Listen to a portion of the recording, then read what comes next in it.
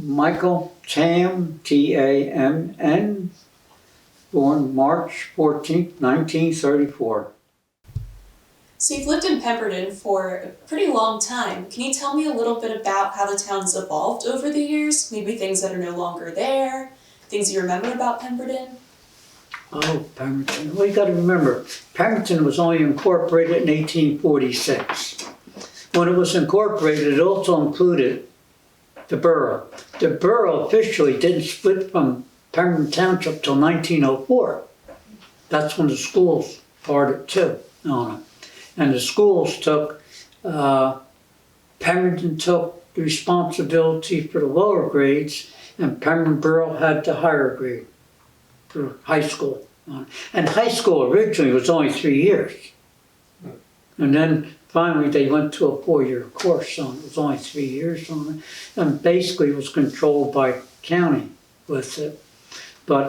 And these one-room schoolhouses, when this closed up here in 1918, was sent to Brown's Mills, and Brown's Mills Little Red was never Little Red, it was ivory color. But going back to town, this was New Hanover Township. New Hanover Township covered a lot of property, awful lot of property on it. Hanover Furnace covered 25,000 acres originally on it. They need the acreage because they needed the fuel, they needed the ore, to mine the ore for it, and they needed the water. The water.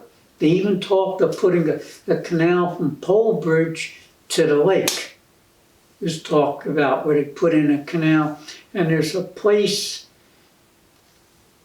There was a place between Lakehurst Road and over further where people thought they were entrenchments to practice during the Civil War. No, that was part of a canal. It's still out there. But 1799, we have a canal from Pole Bridge to, well, it's broken up with bogs now, but you can still see some of it.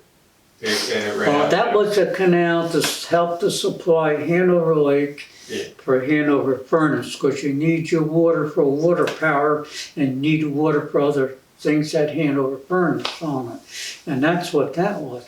But basically, it was Hanover, New Hanover. I tried to get the records, and when I went to the clerk about 25 years ago over New Hanover, she said they were in a barn, but we don't know what happened after that. And they were gone. The records of the town records that the clerk keeps on it. So it's very hard to get it.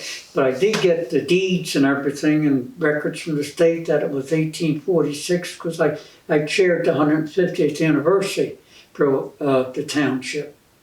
I went to the township in 1994, I think it was, 1993, and told them they're going to have an anniversary, and they didn't know the town's going to be 150 years old in 96. Following year, I went back and I asked them, what are you doing about it? We're working on it, but we haven't really got to it. In 94, 95, finally in 96, March 96, I went to them, I said, you're 150 years old now. What are you doing? They asked me, would you be chairperson? And then we started, and we had it in November 2nd of 1996, 150 years. It was the biggest celebration of the township ever had. The township was created in 1846, and it became part of Northampton Township and New Hanover Township when they created it. Basically, Brown's Mills was not started by Brown. It was started by somebody else, the mills were, and it was sold to Brown. The dam in Brown's Mills originally was probably about 4 feet high. And in 1830s or 40s, they had to get permission from the state for the dam when they built it in order to allow a lock or something so somebody could go down the stream with the dam. And this is in public records. This is in. Also, it's in public records that Hanover Furnace in 1832 was taxed for a vessel. So they had a barge in 1832. That's in the tax records I got that from. And that came from the railroad tax records. The railroads were taxed for everything, including an outhouse. The outhouse value might have been worth $8, so they're taxed on that. They're taxed for everything. And one of the reasons why tracks got tore up in New Jersey Railroad was because if they had the track down, they had to pay taxes on it. So consequently, in other states like Pennsylvania, they didn't have to do it. In New England, they didn't have to do it. But back to the town. Yeah, they used to meet in the inn in the borough. They used to meet.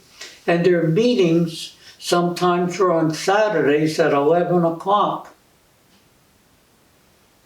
So they'd have their lunch and their refreshments at the same time as their meetings with it. The meetings were relatively short. The township originally was a 3-man committee. And each man had responsibility of overseeing something. And overseeing the road department of hiring a wagon and hiring people for 15 cents an hour or something to work on road work. They did on it. But it was New Lisbon was the center, not Brown's Mills.